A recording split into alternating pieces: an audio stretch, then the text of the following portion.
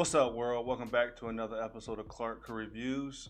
It's your boy Donovan. So, took me to the second weekend, the end of the second weekend, but I finally went and seen Captain Marvel. I'm going to give you, I'm going to do the best I can to give you a spoiler-free review. I will tell you that I really didn't care for the movie. I'm not saying this because she's Marvel's first female-led superhero. None of that. I have a daughter. I'm all for women empowerment, okay? First and foremost. The movie just really wasn't that good.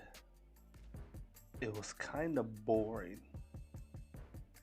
Um, it took a minute to get into her origin story, and there was a lot of back and forth. Like, now that I say it out loud, it kind of reminds me of the TV show Arrow on the CW. How present, then it goes to past, present, then it goes to past, present goes to past, and tries to bring it all together.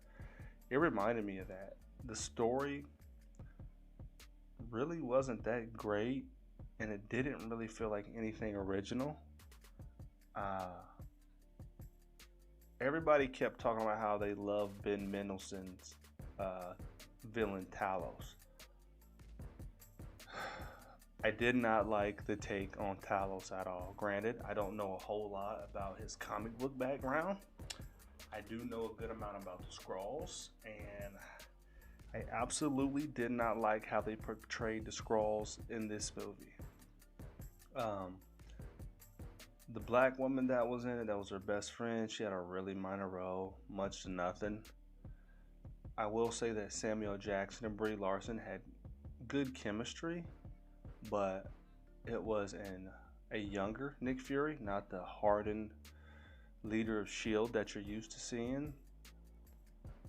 It was utterly ridiculous how he lost his eye. It was terrible how he lost his eye. The cat goose it's silly too. Like, it's just over the top. Like, I didn't like the cat goose. Like, I can't really say too much about it without spoiling something. I didn't even stay for the post-credit scene. I stayed for the mid-credit scene. And I stayed for the post-credit scene because I heard it didn't matter, and I'm sure I could find it online.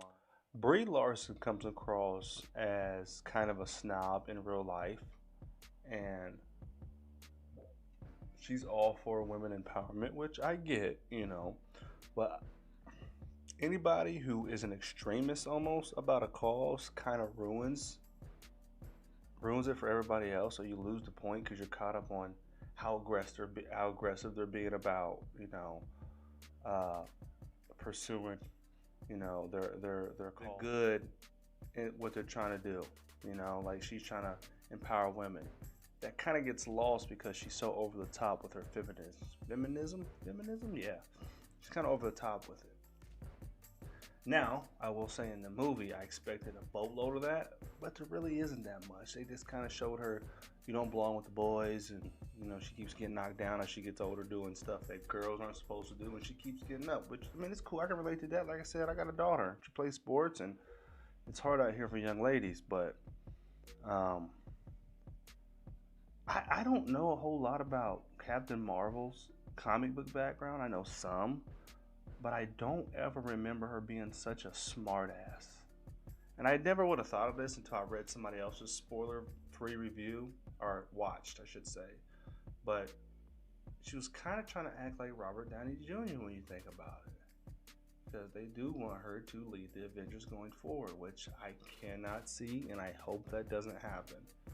It should be Black Panther. I'm just throwing that out there. But if you're a true diehard comic book movie fan, it's something to watch. I'm not sure that I would watch it again. It's a good filler spot until Endgame.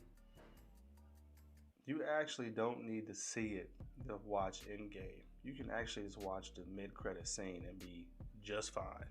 But if you want some background on the character, check it out. And along with Nick Fury losing his eye the way he did, it was utterly ridiculous how they looked up how the origin of the name Avengers came about. Utterly ridiculous. Coulson really wasn't in it much, so don't worry about him. Neither was Ronan. Neither was Karath. They more or less set it up for a part 2. So yeah, it was a different twist on Marvel. It was kind of boring. It was kind of boring, guys. If you don't want to go see it, you are not missing anything. Save your money, wait till it comes out on digital, and bootleg it like everybody else does. But you didn't hear that from me. I wanted to keep this brief without spoiling anything. I don't believe I did. Just to recap, Brie Larson doesn't come across as a good leader in it. I don't think she's more powerful than Thor. Just throwing that out there. I think Thor is still the strongest Avenger after he beat down the Hulk in Ragnarok.